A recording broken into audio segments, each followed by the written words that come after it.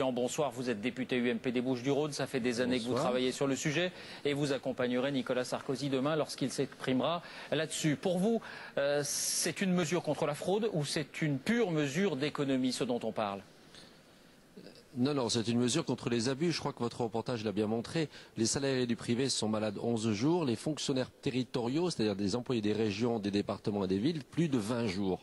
Bon, comment peut-on tolérer ça? Ils sont peut-être plus âgés. Très simple, c'est que ils sont peut-être plus âgés. Mais non, ils sont plutôt au contraire. Ils sont au contraire plus jeunes. C'est ça la différence. Bon, et donc ces fonctionnaires n'ont pas de sanctions financières quand ils sont en arrêt de travail. En plus, quand on regarde les périodes, ça correspond souvent aux vacances scolaires et ça correspond au pont du mois de mai, où il y a les pics d'absentéisme.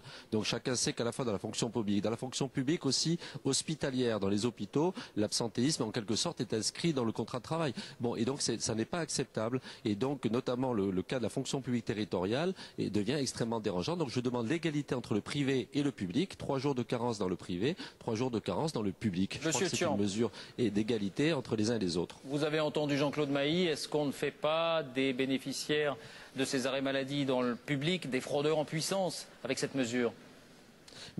Mais non, pas du tout. Il y a 13% des arrêts de travail qui sont injustifiés. C'est à peu près 180 millions d'euros.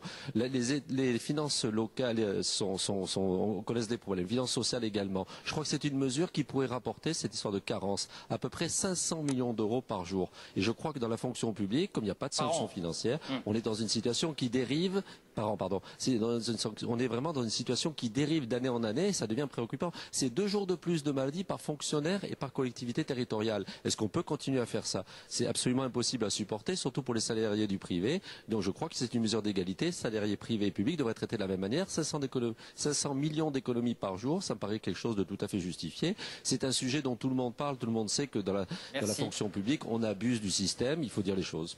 Merci Dominique Tian d'avoir répondu à nos questions ce soir et en attendant que les déclarations de Nicolas Sarkozy sur le sujet demain. Un mot encore.